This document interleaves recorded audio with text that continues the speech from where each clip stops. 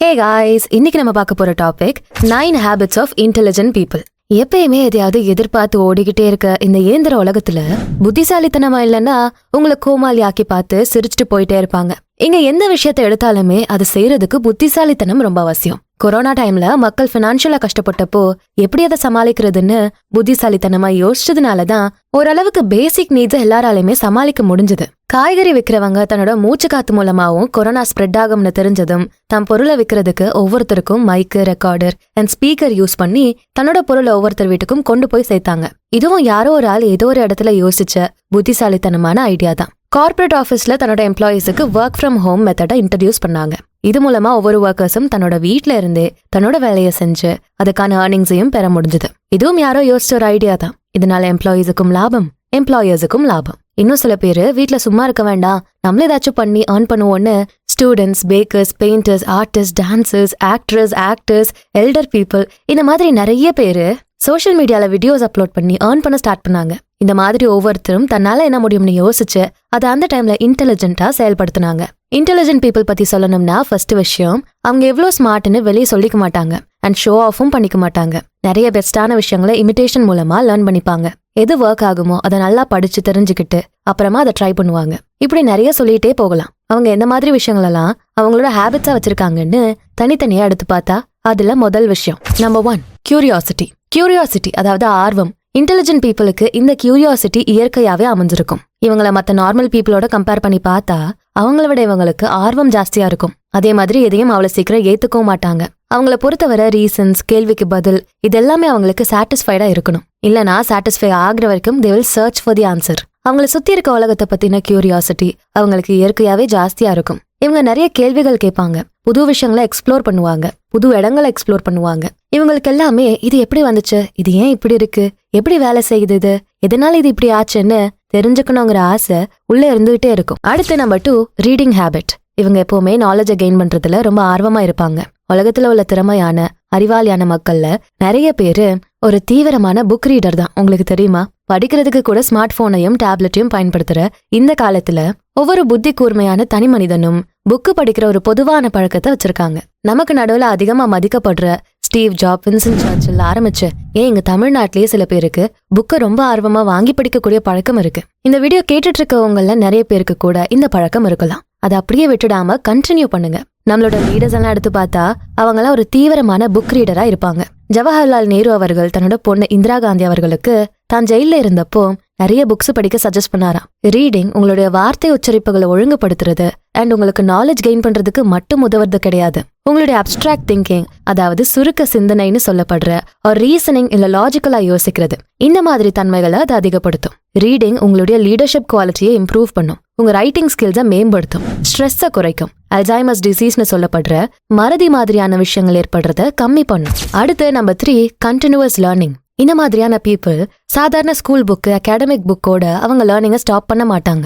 நாலேஜை வளர்த்துக்கிறதுக்கான தாகம் இவங்க கிட்ட அதிகமா இருக்கும். அதனால ஃபார்மல் புக்ஸை படிக்கிறத தாண்டியும் போய் அதை விட பெரிய பெரிய புக்ஸை வாங்கி தான் படிக்கிற கான்டென்ட் பத்தி நிறைய இன்ஃபர்மேஷன் கலெக்ட் பண்ணி தெரிஞ்சு வச்சுப்பாங்க. சில காலேஜஸ்லாம் இந்த மாதிரி உள்ள பீப்புளை நர்டுன்னு சொல்லி கூப்பிடுறத கேள்விப்பட்டிருப்போம். எப்பவுமே புக்கும் கையுமா எதையாவது படிச்சுக்கிட்டே எதையாவது எக்ஸ்ட்ராவா லேர்ன் பண்ணிக்கிட்டே இருப்பாங்க. இவங்க லேர்னிங் ப்ராசஸ்ங்கிறது ஒரு கண்டினியூஸ் ப்ராசஸா, லைஃப் லாங் ப்ராசஸா இருக்கும். It won't stop until they reach the end. எல்லாத்த பத்தியும் இவங்களுக்கு ஒரு வாஸ்ட் நாலேஜ் இருக்கும். எல்லாத்தையுமே மேலோட்டமா படிக்காம ரொம்ப விரிவா படிப்பாங்க. அது மட்டும் இல்லாம ஒரு புது ஸ்கில்ல இல்லனா இன்ஃபர்மேஷனை தெரிஞ்சுக்க வேண்டிய ஆப்பர்ச்சுனிட்டி கிடைச்சா அதை விடாம கெட்டியா பிடிச்சுப்பாங்க. அவங்க ஃபோக்கஸ் ஃபுல்லா நம்ம இன்னைக்கு என்ன தெரிஞ்சுக்கலாம் அப்படின்னு இருக்குமே தவிர அவங்களுக்கு ஆல்ரெடி என்ன தெரியுமோ அது மேல இருக்காது. அடுத்து நம்பர் 4, கிரிட்டிக்கல் திங்கிங். தமிழ்ல விமர்சன சிந்தனைன்னு சொல்லுவோம். கிரிட்டிக்கல் திங்கிங்னா ஒரு விஷயத்த படிக்கும் போதோ, கேட்கும் போதோ, சொல்லும் போதோ, இல்ல எழுதும் போதோ அதை பத்தி குவெஸ்டன் பண்ணி, ஆராய்ஞ்சு, இன்டர்பிரேட் பண்ணி, இவாலுவேட் பண்ணி அதுக்கப்புறமா ஒரு முடிவுக்கு வருது. டெசிஷன் மேக்கிங்ல இந்த critical thinking one of the பார்ட்னு சொல்லலாம். எக்ஸாம்பிளுக்கு உங்க ஆஃபீஸ்ல உங்க மேனேஜர் இல்ல எனி ஹெட் உங்களை எப்பவுமே ட்ரபிள் பண்ணிக்கிட்டே இருந்தாங்கன்னா ஏதாவது பண்ணியே ஆகணும்னு உடனே ரியாக்ட் பண்றது ஒரு விதம். பட் அதை நீங்க பண்ணிட்டீங்கன்னா உங்ககிட்ட இருக்க எல்லாத்தையுமே நீங்க இழக்கலாம். பட் இன்னொரு விதம் இருக்கு. பொறுமையா என்ன பண்ணலாம், எப்படி இதை ஹேண்டில் பண்ணலாம், என்ன பண்ணா அவங்க பண்றதை நம்ம வெளிக்கொண்டு வர முடியும், யார்கிட்டலாம் இவங்க இப்படி நடந்துக்கிறாங்க, இப்படி அனலைஸ் பண்ணி அதுக்கேற்ற மாதிரி உங்க ஸ்டெப்ஸை நீங்க கொஞ்சம் கொஞ்சமா மூவ் பண்ணலாம். இது ரெண்டுத்துல பெஸ்ட் எதுன்னு நீங்க நினைக்கிறீங்க?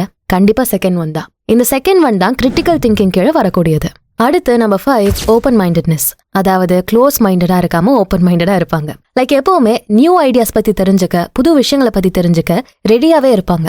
யாராவது இதனாலதான் இது இப்படின்னு எவிடன்ஸோட சொன்னா அவங்க ரொம்ப நாளா வச்சிருந்த வியூஸை கூட அவங்க சேஞ்ச் பண்ண ரெடியா இருப்பாங்க. நிறைய ஐடியாஸ், ஒப்பீனியன்ஸ், ஃபீட்பேக்ஸ், தாட்ஸ் இது உள்ள மனுஷங்களுக்கு இவங்க நிறைய இம்பார்ட்டன்ஸ் கொடுப்பாங்க. சொல்றவங்க பெரிய ஆளு சின்ன ஆளு அதெல்லாம் அவங்க பார்க்க மாட்டாங்க. விஷயத்த கரெக்டா லாஜிக்கலா சரியா சொல்றாங்களா அப்படின்னு மட்டும்தான் பார்ப்பாங்க. இந்த பீப்புள் நிறைய விதமான ஒப்பீனியன்ஸ் அண்ட் பெர்ஸ்பெக்டிவ்ஸுக்கு இம்பார்ட்டன்ஸ் கொடுப்பாங்க. அடுத்து நம்பர் 6 ப்ராப்ளம் சால்விங் ஸ்கில்ஸ். இவங்க ப்ராப்ளம் சால்வ் பண்றதுல ரொம்ப கை தேர்ந்தவங்களா இருப்பாங்க. காம்ப்ளெக்ஸ் சேலஞ்சஸை சமாளிக்கிறது ரொம்ப என்ஜாய் பண்ணுவாங்க. இவங்க ப்ராப்ளம்ஸ் அணுகிற முறையே வேற மாதிரி இருக்கும். இவங்க ப்ராப்ளம்ஸை பகுப்பாய்வு செஞ்சு ஆக்கப்பூர்வமாகவும் அதை டீல் பண்ணி அதுக்கு ஒரு வித்தியாசமான புதுமையான சொல்யூஷனை தேடுவாங்க. எந்த ப்ராப்ளம்ஸுக்கும் சொல்யூஷன் எடுத்தோம் கவுத்தோன்னு யோசிக்காம பண்றதை தவிர்த்துட்டு ஒவ்வொரு பார்வையிலும் ஒவ்வொரு விதத்திலையும் அதோட கான்சிக்வன்ஸ் எப்படி இருக்கும் அப்படிங்கிற வரைக்கும் யோசிச்சு எல்லாமே பண்ணுவாங்க. அடுத்து நம்பர் 7 எம்ப்ரேசிங் ஃபெயிலியர். ஃபெயிலியர்ஸை பத்தி அவங்க வரி பண்ண மாட்டாங்க. ஃபெயிலியர்ஸை பார்த்து பயப்படவும் மாட்டாங்க. அவங்கள பொறுத்தவரை ஃபெயிலியருங்கிறது அது ஒரு part, it's not a result. ஒரு விஷயம் ஃபெயிலியர் ஆயிடுச்சுன்னா அவங்க துவண்டு போய் டவுன் ஆகி உட்கார மாட்டாங்க. அவங்கள பொறுத்தவரை அது அவங்க எதிர்பார்க்கிற ரிசல்ட்டுக்கு 1 ஸ்டெப் க்ளோசரா இருக்கிறதா அர்த்தம். சோ அவங்க எதிர்பார்த்த ரிசல்ட் கிடைக்கிற வரைக்கும் திரும்ப திரும்ப விடாமுயற்சியோட அதை செஞ்சுக்கிட்டே இருப்பாங்க.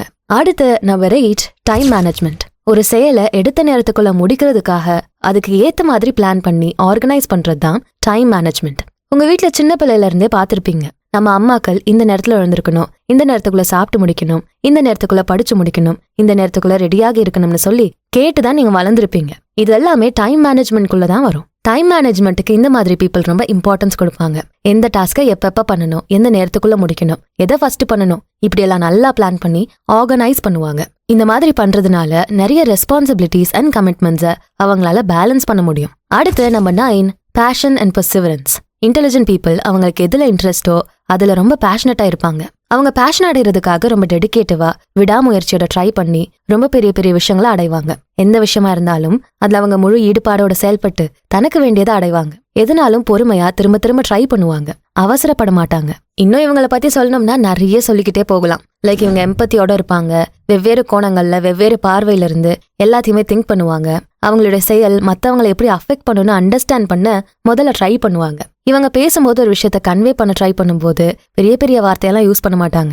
விஷயத்த ரொம்ப ஒழுக்காம சொல்ல வந்த விஷயத்த கரெக்டா அதுக்கேற்ற வார்த்தைகளை மட்டும் யூஸ் பண்ணி சொல்லி முடிச்சுட்டு போய்கிட்டே இருப்பாங்க. நம்ம கவனிக்கிறதுனாலையும் விஷயங்களை கத்துக்கிறதுனாலையும் அப்சர்வ் பண்றது மூலமாவும் ஸ்மார்ட் அண்ட் இன்டெலிஜென்டா ஆகுறோம். இன்டெலிஜென்ஸ் அப்படிங்கறது நம்ம ஒரு செயலை எப்படி எந்த மாதிரி செய்யறோம் அப்படிங்கறதுல அடங்கிருக்கு. உங்க இன்டெலிஜென்ஸை நீங்க மேம்படுத்திக்க வழி தேடுறீங்க, இல்ல இன்டெலிஜென்ட் பீப்புளோட ஹேபிட்ஸ் பத்தி உங்களுக்கு தெரிஞ்சுக்கணும்னா நீங்க மேல சொன்ன விஷயங்களை ஃபாலோ பண்ணலாம். இன்டெலிஜென்ட் ஆகுறது அப்படிங்கறது ஒரு ஜர்னி. எப்பவுமே எங்கேயும் ஸ்டாப் ஆகாம அது போய்கிட்டே இருக்க ஜர்னி. பட் எப்பவுமே மனுஷனுக்கு மனுஷன் இது மாறுபடும்னு ஞாபகம் வச்சுக்கோங்க. எப்பவுமே ஒருத்தரோட உங்களை கம்பேர் பண்ணிக்கிட்டே இருக்க வேண்டாம். சோ இந்த விஷயத்தோட இந்த வீடியோ நான் முடிச்சுக்கிறேன். இந்த பதிவு உங்களுக்கு பிடிச்சிருந்தா இந்த வீடியோக்கு லைக் பண்ணிட்டு உங்க ஃப்ரெண்ட்ஸ் அண்ட் ஃபேமிலிக்கு ஷேர் பண்ணுங்க. நீங்களும் இன்டெலிஜென்ட்டா மாற மேல சொன்ன வழிகளை யூஸ் பண்ண போறீங்கன்னா கமெண்ட் செக்ஷன்ல ஒரு தம்ஸ் அப் போட்டு விடுங்க. அப்படியே ஞாபகமா நம்ம சேனல் பியாண்ட் தி ஆர்டினரி அப்புறம் பாடி அண்ட் சோல் தமிழ் ரெண்டுத்துக்கும் சப்ஸ்கிரைப் பண்ணிட்டு பெல் ஐக்கானை அழுத்திருங்க. நான் உங்களை அடுத்த வீடியோல பாக்குறேன். நன்றி.